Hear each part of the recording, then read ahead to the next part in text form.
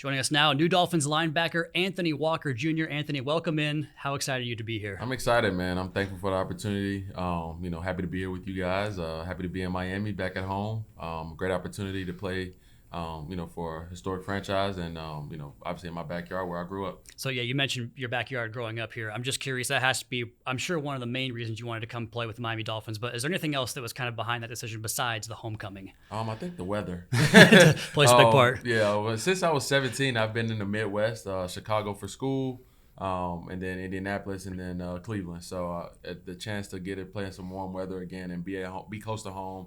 Obviously, family can't travel all the time, so to be able to be closer to them and they can come see me play as my career is, at the end of the day, it's I'm getting up there in age and getting up there in years, and obviously want to have this opportunity with my family.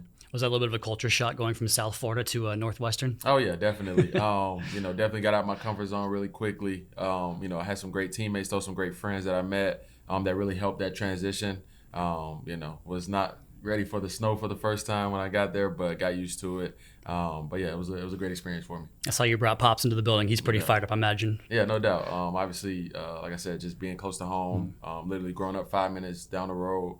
My dad still lives there. He doesn't know, but I'm going to move back in with him. But get your laundry done, right? No doubt. You got home cooked meals and That's everything. right. So, but yeah, to have that opportunity, and obviously to have him share this moment with me, the guy who really put the football in my hand when I was, 2 years old, and has been with me every step of the way, on this journey, playing football, from every level, every grade, everything. Just when you have that influence that your father can bring, and I know how rare that is. Yeah. So for me to, share this moment with him is really special. Very cool stuff. I'm sure he's very, very proud of you. Let's go ahead and pivot now and talk some football here, because watching your tape, you're a great run defender. You go downhill and smash some guys in the face. And I was curious because, this league has kind of gone a little bit more towards the passing game in the last, decade plus, but it seems like maybe transitioning back a little bit more, the pendulum swings a little bit more towards some run game these days. I'm curious from your perspective as someone that does, bang in those B gaps, how important is it to be able to stop the run for a defense? Yeah, when you make a team one-dimensional, we always talk about that as a defense. Everywhere I've been, you make a team one-dimensional, and you get the pass rush going, and you have DBs that can cover. It makes it hard on an opposing team, So that's always been something that I prided myself on, especially being a Mike linebacker. You have to be able to really control that, and really you set the tone for the defense of stopping the run and making the team one-dimensional. So obviously that's what I look forward to. Like you said, the game is transitioning all over. Before it was the spread, then it was option to read option to all the Tyreek Hill motions, So, it's great to see the game evolve, but as defense, you have to evolve with it, and you have to be able to be versatile. Like as a linebacker, you got to be able to stop the run, but you also got to be able to cover, drop in zones, cover man-to-man. You got to put yourself in, some really uncomfortable positions to be an elite linebacker in this NFL, and that's a challenge that, a lot of guys are willing to take. That's why the linebacker position is so special. It's the only one that you have to go forward, backward, and sideways. Right? Yeah, it's all over the field.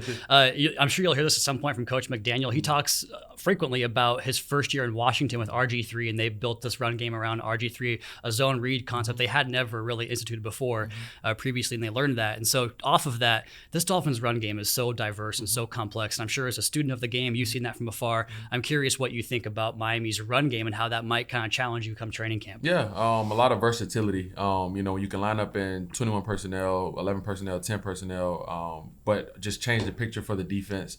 They do that really, really well. It's not more so just how they run the ball. It's the ways that they attack, the angles that they attack, the wide zone, the split zone, the tight zone, toss, reverse. You have playmakers like the Dolphins have, and I'm happy to be on the team now because covering it, I know when we were preparing for them, it was really, really tough for the guys. So I think they do a good job marrying the run and the pass, making the same run action looks like, play action pass, and then you hit, Tyreek Hill over the middle, it's an 80-yard touchdown. Right. So just how, again, the versatility of the offense, but also like how it just looks, it all looks the same. Got to have your eyes right? No doubt. I mean, it's all about seeing where guys are going. No doubt. Yeah, so my next question for you was about your linebackers coach. And I was going to say, have you met him yet? But I just saw you meet him, if that was just what just happened. But what's your first impressions here of Coach Barry? Yeah, straight nose, hard nose, want to set the tempo for the team. And I think that's what all linebacker groups, try to get accomplished. But, he can tell he's a tempo setter. He's going to give it to you,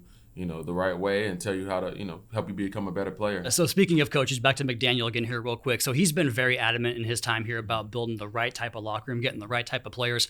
I'm curious, from a two-time captain yourself, why is it so important to have a great locker room? Yeah, that's the extension on the off the field, on the field. That's the extension of the football field, the locker room. How guys interact with one another, the little details of, sometimes just going to dinner, just the camaraderie, all that plays a huge factor.